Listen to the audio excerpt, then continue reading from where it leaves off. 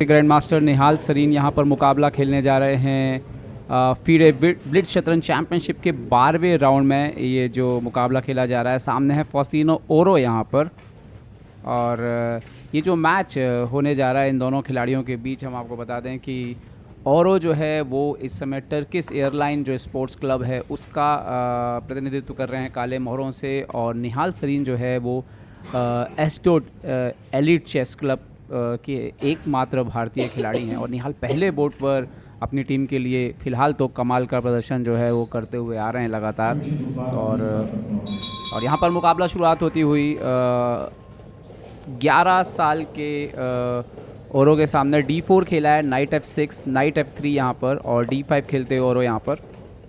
निहाल जिनको ब्लिट्ज अगर आप रैपिड की बात करो तो बहुत तेज़ खिलाड़ी माना जाता है। C3 E6 यहाँ पर बिशप G5 खेलते हुए निहाल, और यहाँ पर चैलेंज किया है बिशप को, बिशप आते हुए H4 पर। तो हम जानते हैं कि निहाल बहुत ज़्यादा फेमस रहे हैं फटाफट शतरंज में बिशप E7, पर पिछले कुछ समय से नाइट BD2 उन्होंने फोकस जो है वो क्लासिकल में स्विच किया है, क्योंकि कहीं ना कहीं उनको ये समझ में आ रहा था कि वो क्लासिकल में जो है वो अपने दोस्तों से पीछे रह गए हैं। कासल यहाँ पर होता हुआ, और नाव यहाँ पर E3, B6 यहाँ पर खेला है औरों ने।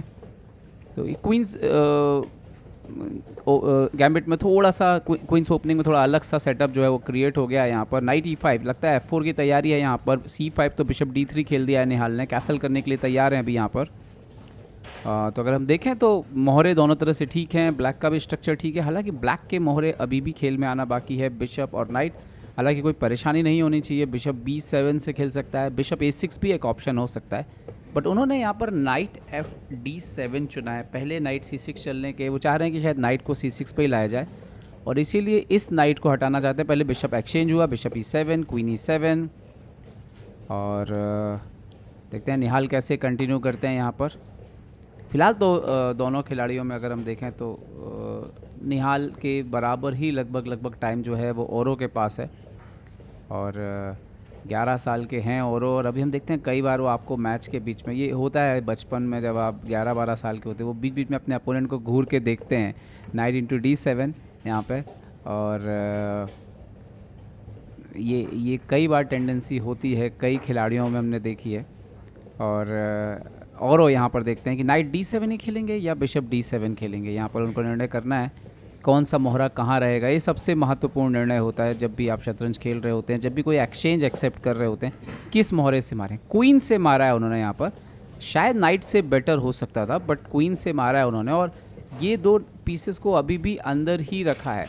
तो कभी कभी ये माइनर से जो मिस्टेक्स हैं, छोटे छोटे से मिस्टेक्स हैं, वो अगर आपके सामने वाला खिलाड़ी बहुत स्ट्रॉन्ग है तो पकड़ सकता है। बट पोजीशन बिकॉज अभी तक क्लोज है तो इतना फ़र्क पड़ेगा नहीं। जब पोजीशन ओपन होती है तो एक ऐसी भी चाल का काफ़ी फ़र्क पड़ जाता है। और चूँकि पोजीशन क्लोज है, अभी कुछ ऐसा डायरेक्ट हो नहीं रहा है, तो और कैसल भी वाइट को करना बाकी है, तो ब्लैक अभी भी ओके ही है। देखते हैं कि निहाल अब यहाँ से कंटिन्यू कैसे करते हैं, क्या चाल चुनेंगे यहाँ पर। और फिलहाल निहाल काफ़ी सोच रहे हैं इस पोजीशन में कंटिन्यू कैसे किया जाए, क्योंकि डेफिनेटली एडवांटेज, मतलब अगर कंटिन्यू करना है, इस पोजीशन को प्रेस करना है, किस एरिया से किया जाए। F4 किया है यहाँ पर निहाल ने, और ये आप कह सकते हो अगर क्वीन इधर होता तो F4 नहीं आ रहा था। ओके, बिशप A6 वो एक्सचेंज करना चाहते हैं, निहाल ने मना कर दिया, और सिर्फ मना ही नहीं किया, फ़िलहाल के लिए तो वाइट का कैसल रुका हुआ, तो क्या इस तरीके से कैसल करेंगे बाद में रुक को निकाल के। देखते हैं, उन्होंने खेला है क्वीन D6 औरों ने खेला है, और निहाल को अभी भी कंटिन्यू करना है। क्या लॉन्ग कैसल का भी प्लान हो सकता है निहाल का यहाँ पर? ये भी पॉसिबल है क्या कि वो आप क्वीन F3 वगैरह आ जाओ, फिर G4 G5 ऐसा, फिर क्या लॉन्ग कैसल करके कुछ अटैक करो। क्वीन F3 आए हैं निहाल, क्वीन F3 यहाँ पर आए हैं, और देखते हैं कि औरों कंटिन्यू कैसे करेंगे। अगर वो नाइट C6 आते हैं तो वाकई लॉन्ग कैसल एक अच्छा ऑप्शन हो सकता है अटैक करने के लिहाज से। अगर देखें तो नाइट C6 खेल दिया है, क्या लॉन्ग कैसल करेंगे यहाँ पर निहाल? नहीं, उन्होंने क्वीन G3 चुना है।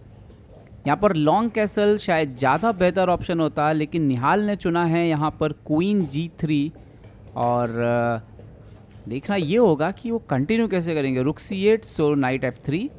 ओके, तो फिलहाल राजा को वो सेंटर पर ही रख रहे हैं, क्योंकि सेंटर फिलहाल तो क्लोज है और कहीं से कोई ब्रेक आता दिखता नहीं। उन्होंने अब मारा है C into D4 यहाँ पर, और देखते हैं कि निहाल ई इंटू D4 ही सही है। यस, क्योंकि आप यहाँ से तो नहीं मार सकते, लेकिन अब आप देखिए इस तरह के थ्रेड जो है वो एक्टिवेट हो रहे हैं यहाँ पर। यस, नाइट B4 आते हुए, हालांकि वो ओके बिशप आ गया यहाँ पर B1 पर, नाइट अंदर चले गया D3, बिशप D3 यहाँ पर नाइट E5 और बिशप E4।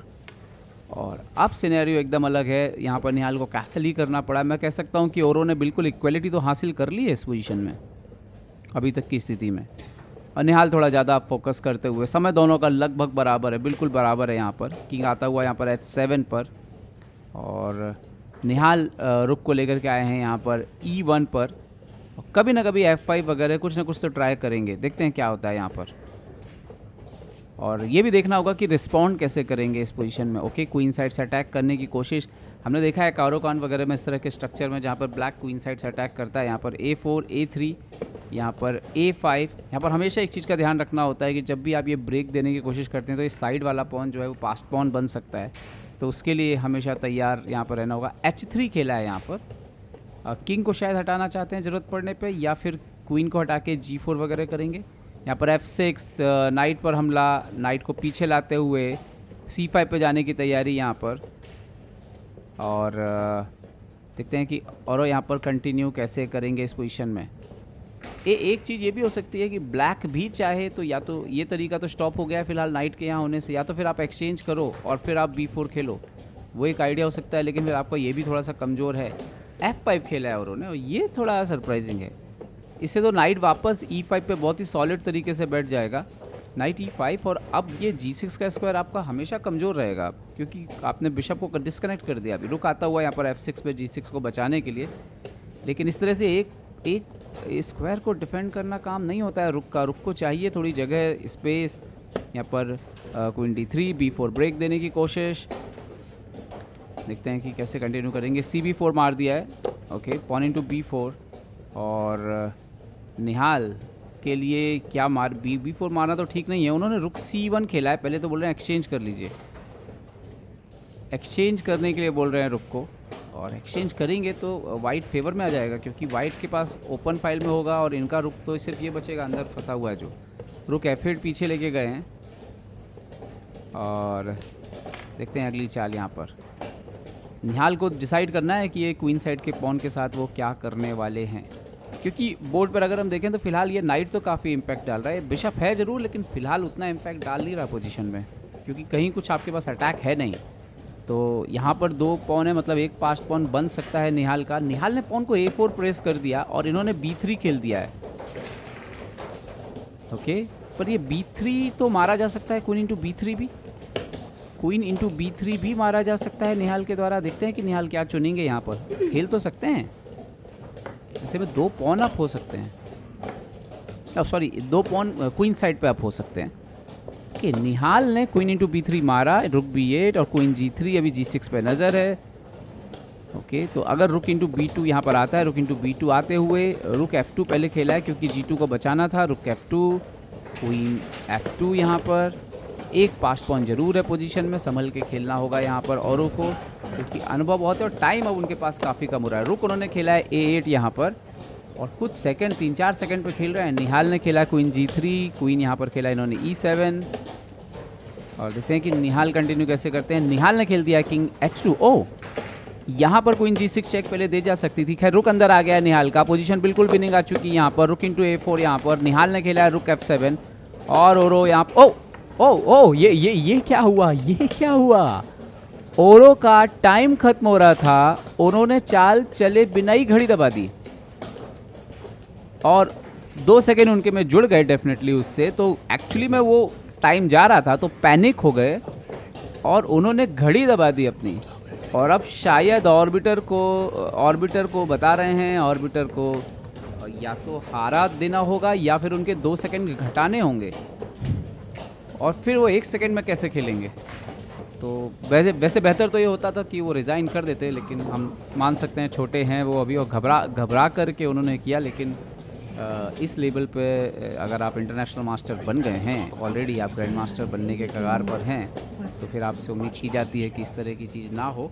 हालांकि मुझे लगता है फिर भी आप बच्चे ही हैं 11 साल के, तो वो घबरा गए, समय ख़त्म होने लगा तो समझ नहीं आया करना क्या है, तो चाल चले बिना ही घड़ी दबा दी। ऐसे कई बार इंसिडेंट जो है दोस्तों हो जाते हैं, और शतरंज खिलाड़ी खेल में इतना खो जाते हैं कि इस तरह की घटनाएं जो है वो हो सकती हैं। हालांकि मुझे लगता है ऑर्बिटर ने उनको वार्निंग दी होगी और समय उनका वापस घटा दिया जाएगा, तो 1 सेकंड कर दिया जाएगा। तो फिर जब 1 सेकंड समय हो जाएगा तो फिर घड़ी चालू करेंगे और टाइम चला जाएगा मेरे हिसाब से। तो ऑर्बिटर्स ने घड़ी शायद रीसेट यहाँ पर कर दी है।